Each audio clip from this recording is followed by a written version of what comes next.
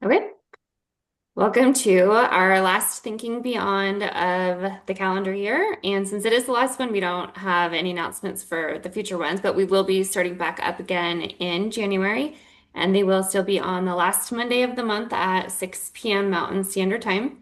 So you can plan for that and look in your emails and on social media for the registration links and announcements of our presenters and topics. For tonight, if you have any questions at all during the presentation, you can submit them using the Q&A button at the bottom of your screen, and we'll get to those at the end of the hour. And so I am done. I will go ahead and turn it over to our host for the evening, Maulik Parikh. Thank you, Jessica, and welcome everyone to this evening's Thinking Beyond. It's our last one of the year. And you know the rules. Just enter them into the chat, and at the end of the talk, we'll get to them. Today we're have a very exciting and controversial topic in a way. It's about whether quantum mechanics plays a role in biology. And quantum mechanics, of course, is the framework of physics that describes the atomic world, but it's very difficult to keep quantum mechanics quantum in a thermal and messy macroscopic system. That's why quantum computers are so difficult to build. But today we're very lucky to have our own Louie Slocombe, who's going to tell us about this exciting topic. And Louis is a theoretical chemist, biophysicist. He's exploring how quantum effects like proton tunneling and coherence may actually influence biological processes. And he's the research laboratory manager at ASU's own Beyond Center and has previously been a research fellow in theoretical quantum biology at the University of Surrey in the UK. His publications include work on open quantum systems, proton transfer in DNA, and quantum classical contributions to ion selectivity in ion channels. We'll be hearing a lot more about all of that. So with that, here you go, Louis. Thank, thank you so much for the wonderful introduction. I'm just going to share my screen. Wonderful. Can you see my screen? Can you see my screen? Can you just confirm? Yes. Excellent. Thank you. Cool. Yeah, so I'm really excited to give this talk today. I think this subject is really fascinating. And as Maulik pointed out, it's quite controversial. So I'll be talking and walking people through some of the topics in this area, and hopefully inspiring and developing some questions. And I hope to engage with you guys in the chat as we go on. So the question I will be asking is life quantum? And so I'll be giving an overview of the emerging field of quantum biology. And so there's this excellent essay by Paul Ball. And so it's called The Physics of Life. And so if those aren't familiar with this, I would really recommend going to read this essay. But generally, what I'll be going through is exploring whether biological systems can utilize non-trivial quantum mechanical phenomena such as coherence, tunneling, entanglement to function. I'll be also, as the talk goes on, be doing a deep dive into some research which I've been doing on proton tunneling and DNA mutations. And I'll be ending with more of a general outlook on this subject. And I think my aim basically is to inspire questions on this. And I hope to have a great discussion with you guys later on. And I've left plenty of time for discussion. So I want to start with a reflection from the disciplines on the question of is life quantum? So I've been to numerous conferences on the subject, on the periphery, and I've heard from a lot of voices for and against on the subject. And I'd like to start with a reflection of what people think in this space. And so this is a bit of a generalization, but a biologist might think, okay, this is this seems a bit wacky. Like I don't have training in quantum mechanics. I don't quite see how this is relevant. Biology is very complex. What's going on here? And chemists, they will think, okay, well, life is just chemistry, and to me, chemistry is quantum, and so they might not understand what the fuss is about, and they might think it's trivial biochemistry. And again, I'm just like I'm broadly generalizing here. And a physicist would be initially quite shocked and think, okay, what's going on here? Like quantum things are just for low temperature. There's nothing to do with like wet and noisy things like biology. And as they go on, they might come to understand how complex biochemistry is and then get very quickly overwhelmed. Um, and I think that this field is like an echo or like an outline of our systemic like failure in our disciplinary training, scientific training. I truly think that this field probably wouldn't exist if we were maybe more connected between the fields. And again, I want to stress that some of these things are emerging. There's some things which are like have really strong evidence, and some things are more speculative. And some things we've already found applications for and found uses for these. So I think it really comes down to a problem of scales. So we have our everyday perception of biology, and I don't know about you, but I can't tunnel through walls. This talk is not going to be about that. I don't have the secrets of doing that. Sorry if you're in the wrong place. Instead, I'm going to be talking about how, as you go down the scales, where cells exist down to in the mesoscale to proteins to DNA, all the way down to chemical reactions, which might be on the limit between the quantum and atomistic scales, down to atoms. Is it possible that what's going on down there can somehow come up the hierarchies? Is that somehow possible? And some food for thought is that biology seems to be remarkably successful at creating these hierarchical structured systems. And could it be that these structured systems somehow by accident or on purpose be facilitating this? Um, they also seem to create these very tightly controlled environments. So, an example is like enzymes are really well conserved. They have these really intricate active sites that control energy scales and the chemistry that's going on there. And so, yeah, I'm going to revisit this problem later as we go on.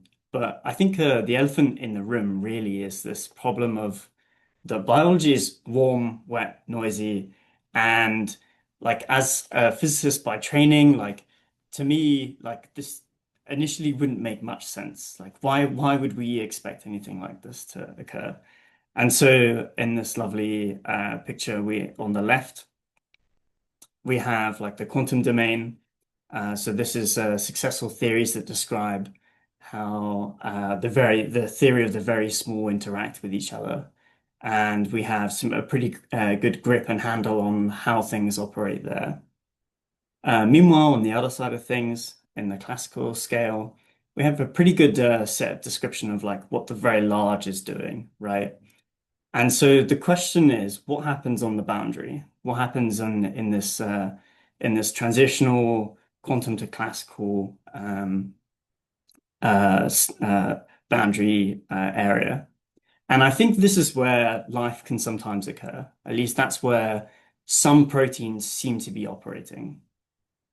And during this talk, I'll be breaking this problem down, and I'll be giving three major examples.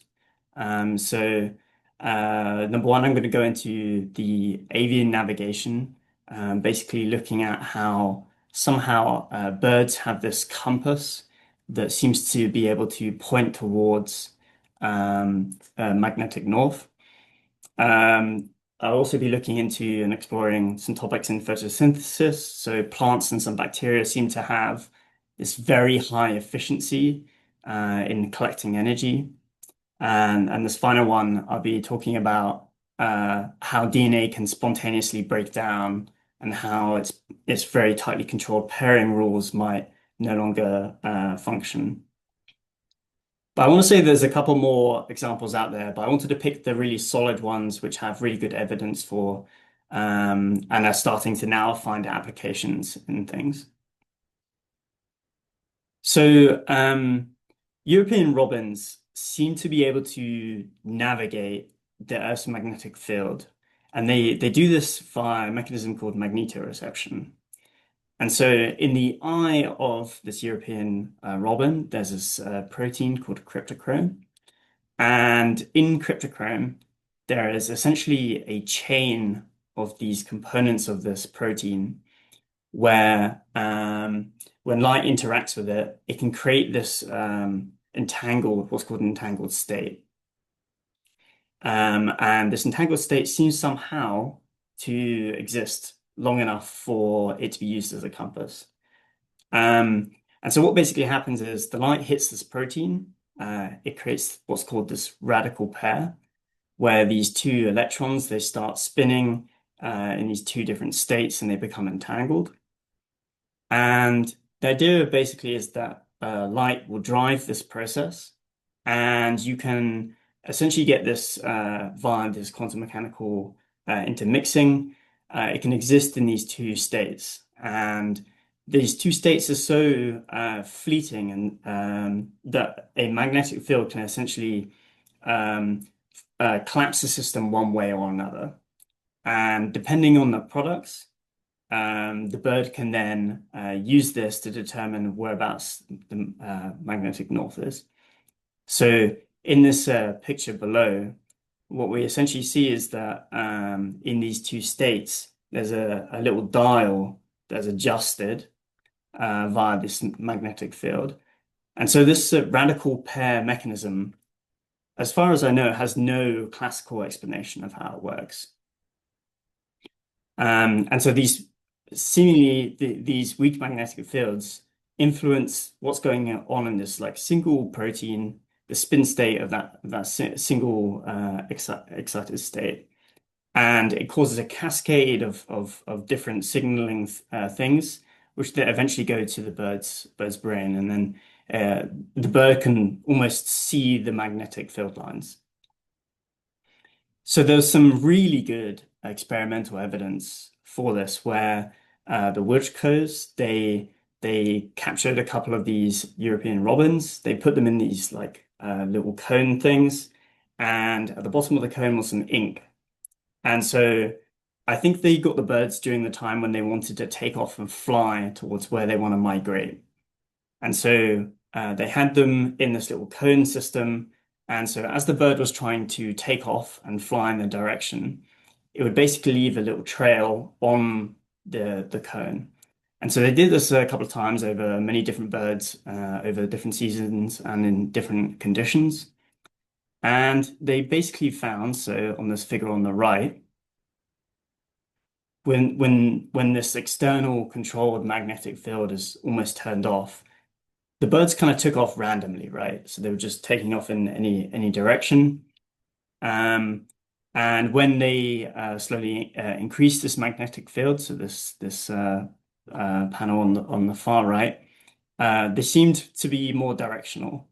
And then when they turned the field up, it got very directional. So the birds somehow knew where magnetic north was. And they completely isolated these birds. They put them in a box. Like there's no way of them having visual clues to where to go with this.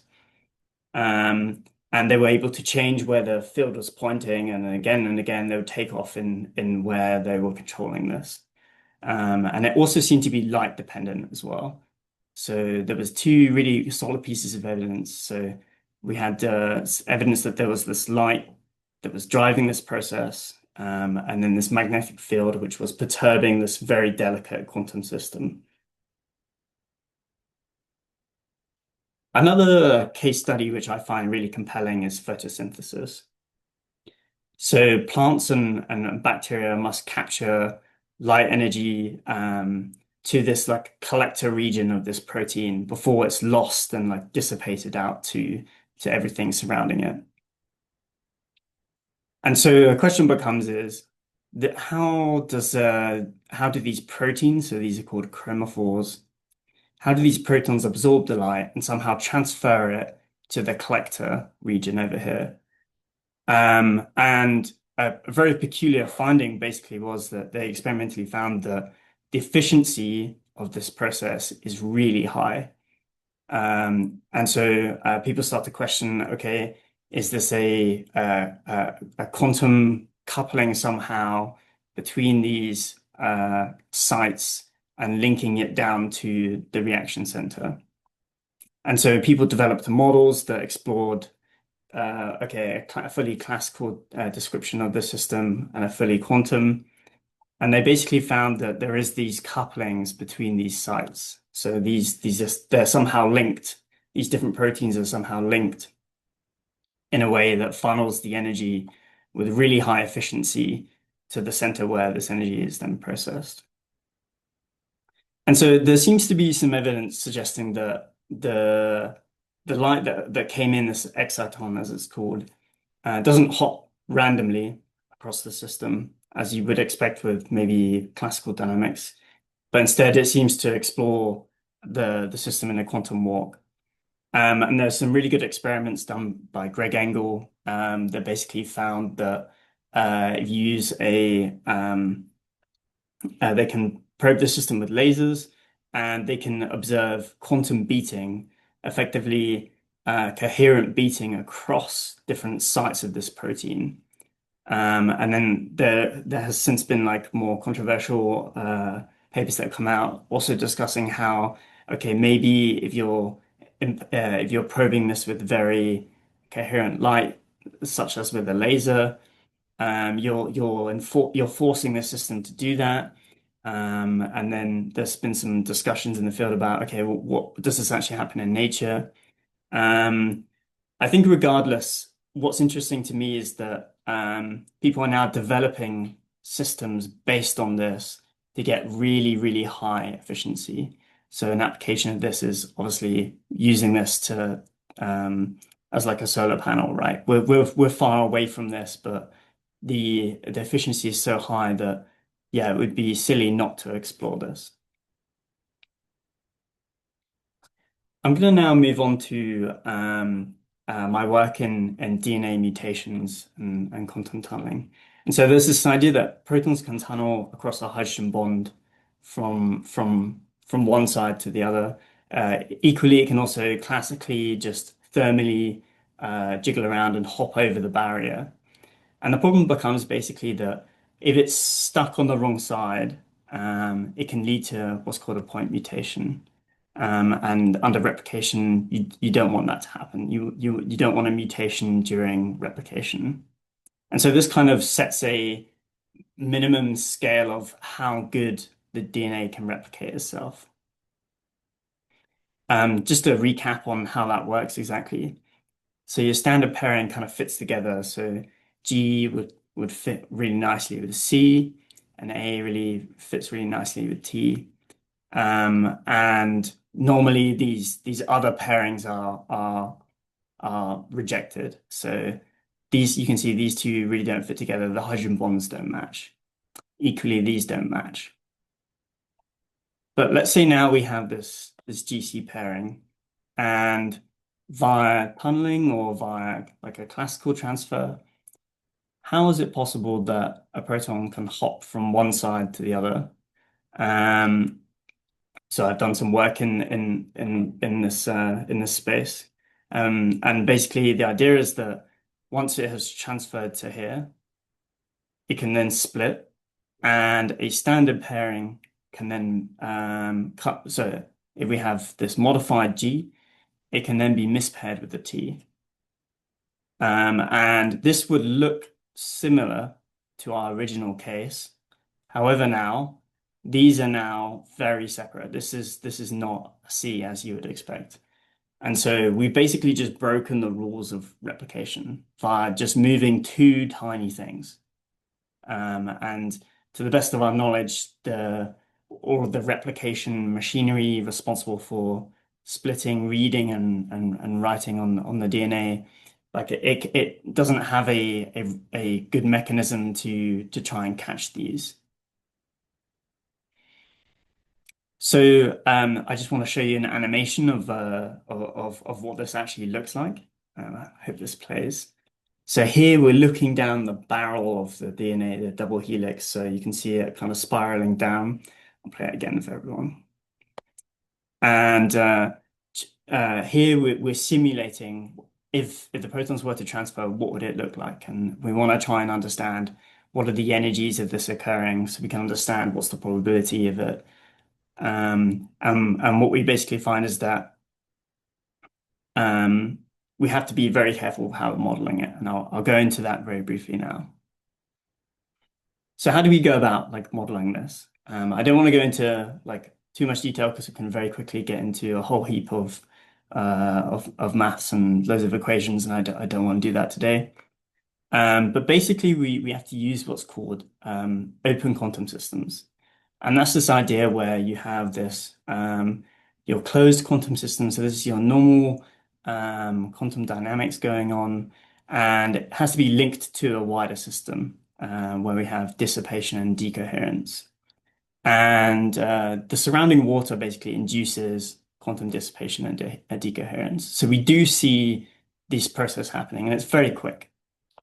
Um, Now, what we see also is that the system is just coherent enough that the system does tunnel, the protons do transfer before the system fully decoheres. And so if we were to do this using like a classical approach to just look at, okay, how would the proton transfer just over the barrier hopping? So like thermal jiggling has just pushed it over the barrier. In red, we get one probability of it being there. And in blue, much higher, this is on a log scale, we have the quantum probability. So basically, if this process were to occur, it would seem to be a lot more likely to be driven via a quantum process over a classical one. Now that's all fine, but like, does that actually reflect what's going on in a normal standard biological system where things are moving around? It's very dynamic. The system is unwinding. There's water bumbling around everywhere. So it'd be good to try and simulate that. So with my work with my collaborators, I've been working on this. Um, and what we basically find is that I'm just going to try and break this down is on the left here, we have the DNA coming into this enzyme, and we have these like teeth from the enzyme that pull the DNA strand through.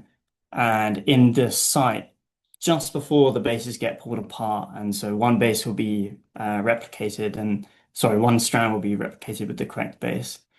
Um, this is the site that we want to be interested in. So we want to know, okay, not in this perfect vacuum, in this wet, warm, noisy environment, how is it that these protons can transfer? And so we basically model it with these different quantum chemistry methods. And we find some really interesting things. So just here in red is this really interesting residue, and this will become more important in a moment. But you can see here, this is a 3D representation of the last slide. So we've got our DNA, and we've got this enzyme, and you can see that the DNA is being kind of pulled through it. And we're interested in just understanding in the exact point before this splits, during this very dynamical process, can this proton transfer occur? So I'm just going to break down this slide for you. So in panel A, we have essentially a description of if we were to start before the transfer, start a system from time zero, what's the energy cost of this transfer occurring? And we find that there is an energy barrier, a cost for that to occur, as we would expect. And so classically, it might over the barrier hop, or there might be a quantum tunneling to these other states. Now, if we were to move along this ladder of the DNA up towards the enzyme, which is the helicase, if we get to just before the one before the splitting, we find a very similar case. They look very similar. Now, what's really interesting is that if we would go to just the one at the splitting site, we find that the enzyme somehow increases this energy barrier and significantly reduces the probability of it tunneling or over the barrier hopping. And there's this particular part of the enzyme, it's called N64, it doesn't have a very fun name. Um, but if you were to modify that very slightly, so if you were to replace it with something like smaller in size, as far as you know, it won't impact the enzyme. You basically find a massive reduction in the energy barrier. And what that seems to indicate is that there's a component of the enzyme that seems to be pushing back against these type of mutations. And you'd hope that's the case, right? And what's also interesting is that that particular part of the enzyme is very well conserved. And what I mean by that is if you were to take a catalog of like all the different enzymes of that type, so whether that be like different types of bacteria that has that type of enzyme, that particular shape is very well conserved. Now, there might be other reasons why that's also conserved, but one contributing factor could be that it is somehow suppressing these types of mutations. And so these mutations could occur either quantum or classically, but simulations seem to indicate that there's mostly quantum, and we're now working on getting experimental verification of this. So I wanted to take some time and reflect back on some questions and give like a more of an outlook. I don't think that this is an all or nothing. I think that life operates on this boundary where some proteins have a very small component that have quantum properties, and there are good theories that describe them, and somehow they might filter up the hierarchy. I don't think it's the case where like the entire enzyme is quantum. There is like one tiny component, and it just so happens to be able to filter up. And life just kind of operates on this weird boundary. And so life has been kicking around as far as we know as 3.8 billion years. And so I think it would be arrogant for us to assume that we know everything about it. We've only kind of just been starting to read the manual. Um, there's so many things about proteins we don't understand. I wouldn't be surprised if this hierarchy process where we have the small dictating what can happen larger, if that could play a role. More broadly, also, working on these problems is extremely difficult, requires like training across different disciplines. And so it's a very easy for a scientist that does stuff in, I don't know, works in atomic systems to be like, okay, no, the biology is too wet and warm and noisy. It's very easy to do that. But if we take our time, we sit down with the equations and we work through them. There seems to be some evidence, experimental as well, to indicate that some systems can act as quantumly. I think it's worth asking also these bold questions, but investigating them in a cold, systematic way, right? I think that's how science kind of evolves. And I think now as well, which is probably to me the most exciting thing, is that there's serious practical applications to this. Um, an example which I didn't really touch on is enzyme catalysis. So there's a really good theory and experiment now in agreement that suggests that some enzymes, they can transfer a hydrogen from one site to another. And the quantum effects seem to really speed up that process. And so an example is they're trying to now develop artificial enzymes, for example, that might break down some plastics. And so being able to like design that is really exciting. So I think at the core of this scales problem, I think proteins bridge that scale. So on one side, proteins are excellent at signaling and performing like function on the small. They act as this bridge across the scales. And as I said before, like biology seems to be able to create these very well structured environments where maybe in a small, tiny active site, there might be this tiny tiny amount of coherence that's just enough for these processes to occur. Um, yeah, so with that, I think there's a lot of debate, and I think that as there should be. And I think the main thing to me is that some of these cases they've already found real applications, and whether life uses them or not, and as whether life is knows about these systems and uses it to its advantage, that's a hot debate. But I think we can use them to like inspire new, better systems, and so I think that's something that's really positive moving forward.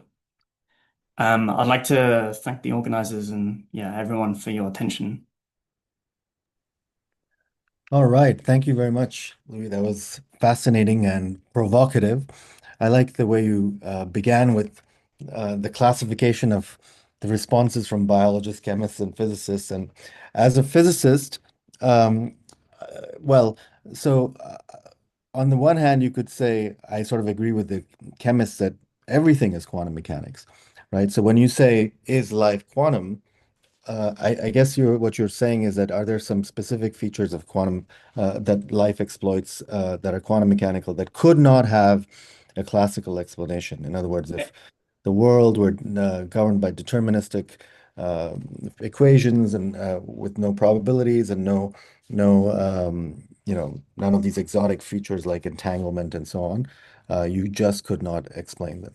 Um, and you're claiming that, so normally we would think that in messy systems, all of these properties are hidden. That's why quantum mechanics isn't self-evident to us. We don't see it so, Mhm. in the macroscopic familiar world. Um, so is it correct to say that, so you brought up, you gave a bunch of different examples. The later ones were sort of operating on a molecular at a kind of the smaller scales, Mhm. and on those scales, I would not be surprised, right? Because uh, if you're talking about molecule, things like temperature and so on are not properties of individual molecules. They're properties of systems. So they're that are coupled with a bath or something like that. So if you just have individual molecules, maybe there are processes that can happen that are faster than the thermal time. And so in that case, in that sense, the fact that this is a molecule inside if an H2O molecule, for example, doesn't have certain, just for the audience, certain properties that it doesn't have any liquidness to it, for example, it doesn't have a temperature, it's just a molecule. These other features are Their features collective properties, that are yeah. collective properties. And so uh, on those scales, on for those at those levels, at those scales, you might expect that there could be quantum mechanics because it just doesn't see the temperature. Would that be Yeah, that? exactly, yeah. Yeah. But so So what's the yeah, I think the case that people are starting to make is that, okay, yeah, so no one thinks that a whole protein is quantum. Um, what seems to be happening is there's these tiny processes occurring in the active site. There's these very controlled, scaffolded systems, and there seems to be this very fleeting opportunity for something to occur. And like for some systems, quite frankly, there is no classical counterpart. An example is the magnetoreception. I don't know of any classical description that can explain how the cryptochrome can create this state. You have to invoke entanglement, as far as I know. right. So okay, with that, let me connect you to some of the audience questions. So, Mhm. Robert Hilburn asks, do you think quantum tunneling might contribute to ion transfer through cell membranes? That's a very specific question. Yeah, What? this is an excellent question. I actually have been working on this quite recently with some collaborators. And so just to give maybe everyone a wider context, I think some people have been thinking in this space, thinking could coherent transport across the ion channels, could that lead to quantum consciousness? Now, I'm very careful making those sort of claims. So I have been modeling a singular protein and looking at a singular ion transporting through those systems. And basically, what we found is that because the mass of the ion is so large and it's so tightly coupled to the surrounding protein, that we didn't we the coherence lifetime is very, very short. We found that along with some other authors support our claim that it's most likely this transport through the ions and the selectivity is most likely classical. Okay. Um, Here's a question from Felipe Benitez who asks, how would you think about the time component? Oh, great talk, Louis. In quantum, the timescales are short and ephemeral. That's sort of what we were just talking about. Whereas in biology, any quantum mutation would need to act over much longer timescales to matter for evolution. In this sense, how stable are these changes in DNA, for example? Yes, yeah. So this is a great point. So basically, there's a tiny fleeting moment when the DNA is being unzipped by helicase, where at that exact moment the protons shift across, and it gets unzipped, they're stuck. They're going to have to exchange with the water, and to exchange with the water, that's a secondary process, and we did calculations on those, and that seems very improbable. So it's not that you need the time scale to be on the order of, um, let's say, like seconds or minutes or something. It's like nanoseconds. It's just the exact moment that the system is being unzipped. It just, very unfortunately, the system is just interchanging, classically hopping over, and it gets stuck on the wrong side. And once it's unzipped, it gets stuck. Great. So again, that's probably not what I would find so surprising because that's the scale in which it's really just a molecule or doing its thing. Yeah. Though it's a big thing, the molecule on as a whole is probably classical, but I could imagine that. But the thing about the birds was really astonishing. And Yeah. I want to ask you, is that clear that it was due to entangled electrons? Because your example with that experiment, it showed that they're aware of magnetic fields, but it doesn't hmm necessarily, at least to me, show that there was a quantum mechanic, like something. So a related question to that was by Steve Ruff, who's asking, I'm aware of magnetotactic bacteria that grow magnetite crystals internally, which are used to sense an external magnetic field for orientation. Obviously, Wow, that's cool. yeah, obviously they don't have eyes to see light. Has this kind of approach been ruled out for European robins? Yeah, so as far as I know, there is no magnetite in a European robin's eyes. And the mechanism that I think a lot of people have really honed in on and been able to prune everything else out is that there is this cryptochrome, and this cryptochrome has an FAD molecule, and it can form this radical when it ggets pumped with light. And there's basically two electron clouds that are in different spin states and that can collapse under a magnetic field. So as far as I know, that they've really done a lot of different things to prune everything else out. I would be very surprised if it was magnetite. So how do we know that it is this entangled electrons? That I understand that that's a model, but Mhm. how do we know that that's uh, So possible? it's a mix of birds, a mix of getting the FAD and then probing it. It's a mix of then simulating it and getting things to match up. That's my understanding. And so unless something new and wonderful, a new idea comes out that explains all the different things that's happened, this is our best that we've got. I see. So Ryan Thomas asks, with quantum entangled electrons allowing birds to see magnetic field lines to help with navigation, could quantum physics be extrapolated to explain some of what we consider animal instinct in birds and other animals as well? Um, I think I'd have to see a really good molecular example. I'd like to really see an example of a protein that might be doing something interesting. I think that's the way I would approach it. So I'm not ruling it out. Um, but I think being very methodical and breaking it down to these systems which have these smaller sites, that would be my way to do it. As far as I know, no one has come up with good models for that yet. Yeah, so that's nice. So always there's this, as you showed in that earlier slide, there's an upward cascade, right? That you have something happening at a molecular level, and then that's sort of amplified in this whole organism, which is very far from, which is very otherwise classical, Hmm. responds to this quantum thing that's happening at the molecular level. So there's another question that just came in. What do you think about the quantum mechanics explanation for the sense of smell, where the vibrational frequency of a molecule triggers a quantum tunneling to the olfactory receptor? Yes, so I met with a scientist who works in this space, Jenny Brooks. She does these she was working at the time with experimental theory, trying to understand. So currently, our understanding of olfaction is like a lock and key that there's a receptor and a binder, and there's these experiments where they basically deuterated the odorant, and the shape is unchanged, and it seems to be able to like people can smell it differently.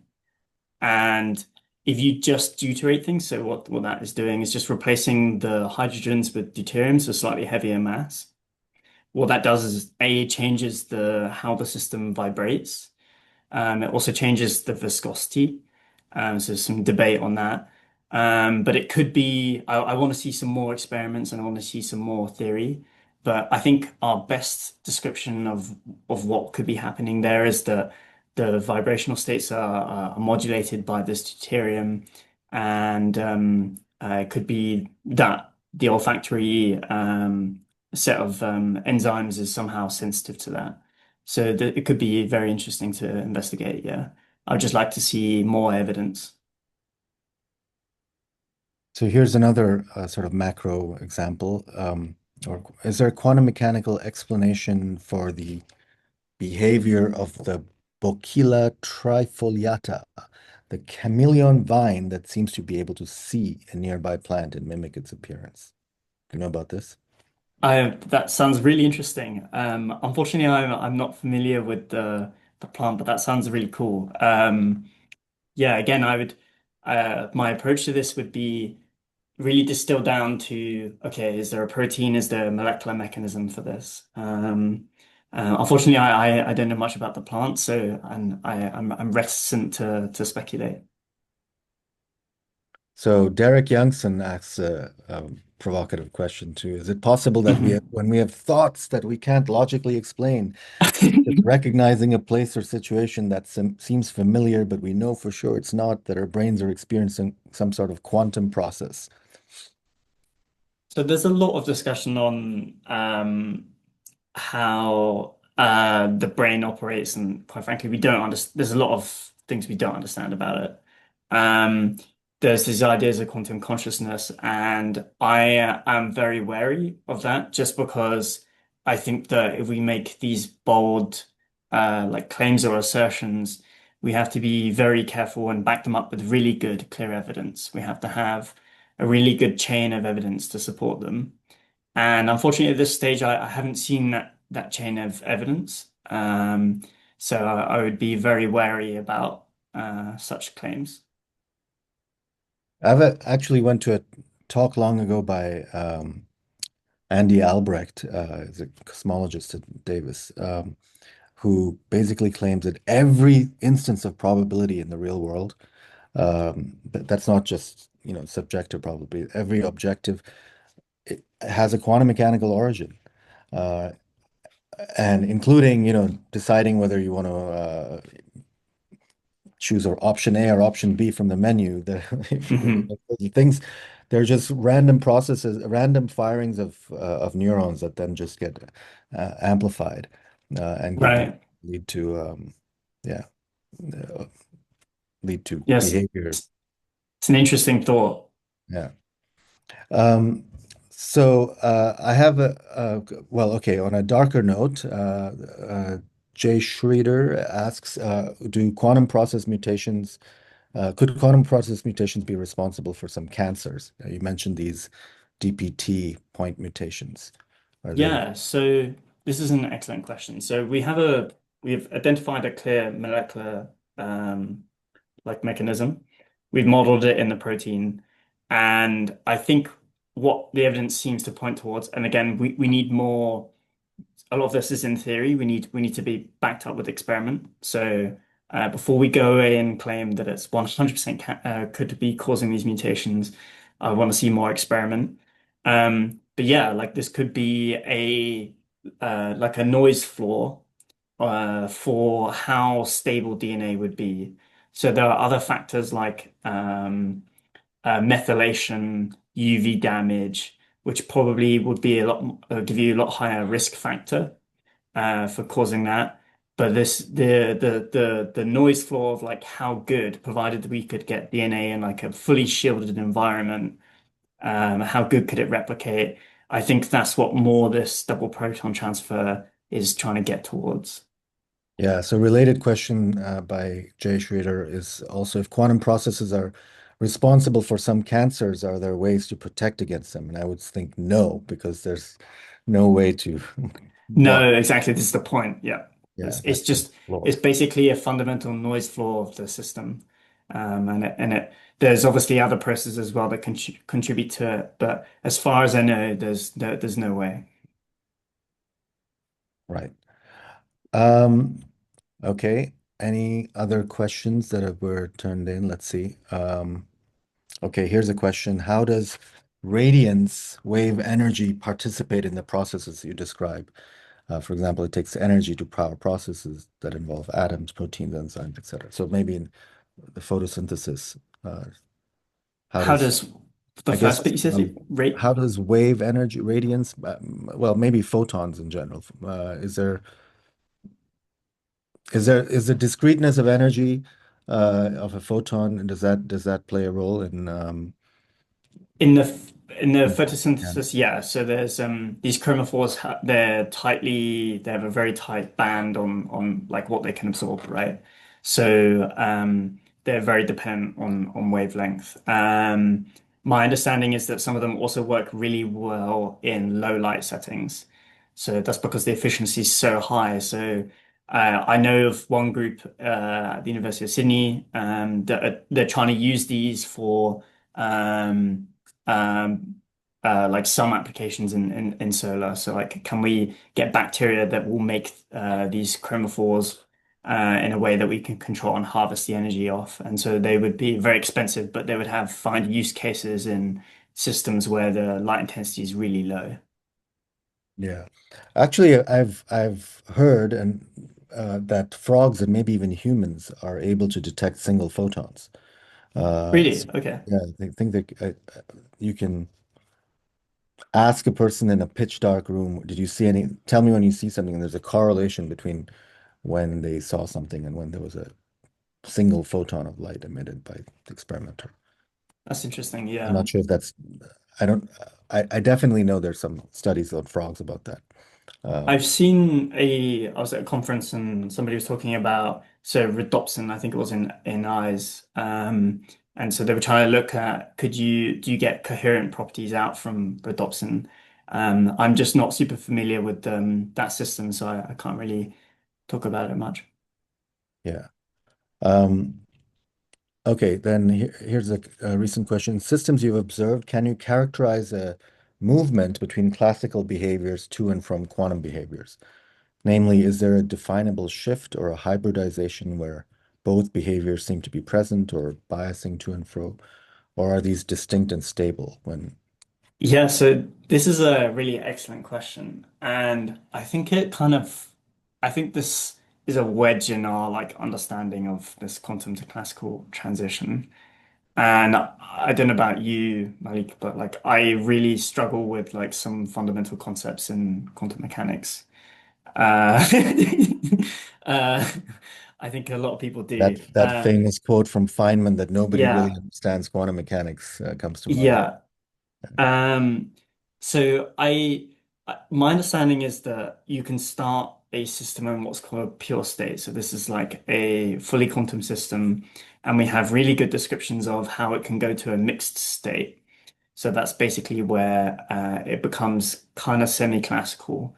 Um, and the jump then to like a fully classical system, I think invokes a lot of statistics, which and like hoops, which like I don't know. I need more coaching through it. I need someone really, really, really clever to tell me. I'm yet to understand. But I don't think you can. I don't think we have really good description across the scales. I don't think we have a theory that really works. I think there are like patchworks of different things we end up stitching together. I think there's a lot we need to understand. Yeah, I can imagine that quantum mechanics plays a role in certain kind of things where there's a gap and there's a particular discrete jump, like in the photos electric effect. After all, uh, the photoelectric effect is a kind of macroscopic phenomenon. You can shine light and then you can see a Hmm. macroscopic object if you shine it at the right frequency. Um, and yeah, or tunneling, which would be something that's just impossible otherwise, but was possible. But the entangled electron one was very striking because that's the kind of delicate system that you would not expect um, Absolutely. to Yeah. live in a biological environment. And Yeah. maybe the way that happens is just quick enough that before it can fall apart, something happens. It's used by Yeah. I feel biology. it's been really interesting watching you go through the process. So when I first started my PhD in in getting exposed to these things, I also was like, how this is not possible. What am I doing here? Why am I in this like process? I don't believe any of this. And it because it seems so counterintuitive to your training. And this is what I'm saying about how when people are trained in the silos in the disciplines, it can really lead to interesting results. And so I think this is a symptom of that, also wrapped in this problem that quantum mechanics also is really complicated and really hard. And so those two mixed together is like a perfect storm. But also the way they do quantum computing, it's not that the information is in a bit, in a particular qubit. It's actually spread across the qubits. It's in the correlations of the qubits. So that's The correlations, yeah.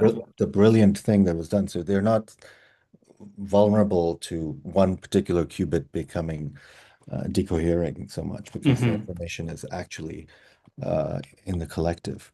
So Hmm. maybe so yeah, it's not. Biology is pretty ingenious, so maybe there's some kind of thing like that that exists.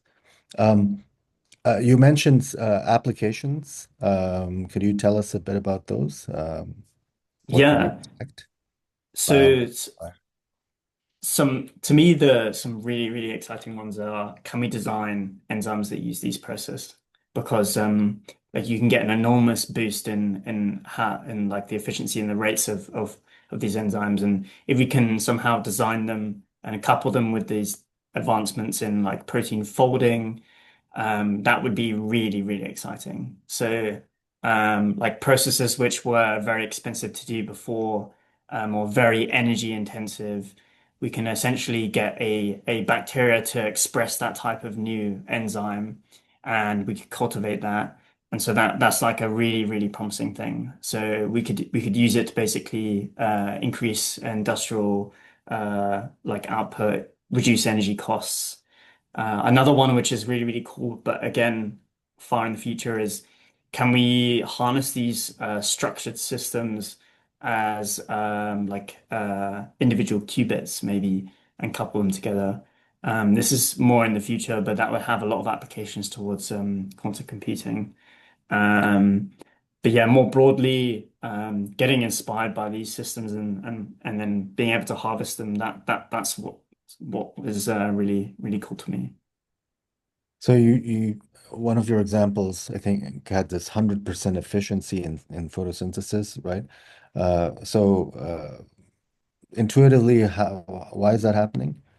That it's So no loss?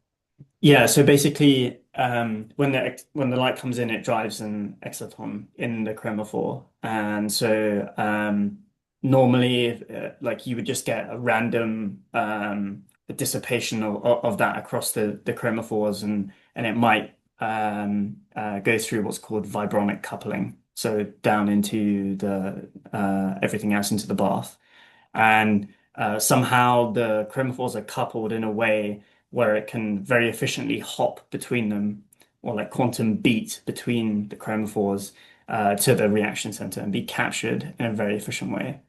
Um, Hmm. Okay, I think there's one more question about energy. I think it's a clarification of the previous question. The question about, um, well, uh, energy powering the unzipping of DNA. What is the source of energy that powers the process? mhm. So there are a couple of different. So the enzyme responsible is called helicase, and so there's a couple of different helicases, and they have different ways of how they're driven. So the particular helicase that I've been modeling, it kind of works. My understanding is like a Brownian ratchet. So the potential energy of it walking down the base and sorry the strand, the DNA strand, is driven just by thermodynamic jostling. So what happens is it goes partway down, and once it gets down the base, it takes a lot of energy to come back. So it's kind of like a sawtooth. So I think that's my understanding. I think that part of the process, there's nothing quantum about that, as far as I know. That's just a Brownian ratchet. Speaking of Brownian, you mentioned the word quantum walk. Uh, uh, what is that? Can you explain to the audience what that is? Yeah. So what I mean by that basically is that in that circumstance, I was talking about the chromophores. So they're basically coupled in such a way that the wave function is like delocalized across the different states. And so the wave function can just explore the space a lot quicker that way. So by quantum walk, you mean it sort of hop from place to place without having been in between. Yeah, it's delocalized across the Oh, sides but how is it in a way. a walk? Um, I suppose a walk is the wrong word to use. I don't have a classical description of it. The exciton is delocalized across the states, right? Um, yeah, I don't, it's I more of thought a maybe ripple, the wave quantum function ripple. goes from side to side, sort of uh, gets localized in one side and then sort of localizes somewhere else. Is that how it works? Yeah. But my understanding is that there is still some of the wave function in the other ones. Like Yeah, it's not fully localized to one site. Whereas in a classical depiction, it's always localized to one site, right? Instead, it's spread across the states. right, right. Okay. Well, I think we are just about out of time. Maybe there's time for one more question. Anyone? Um,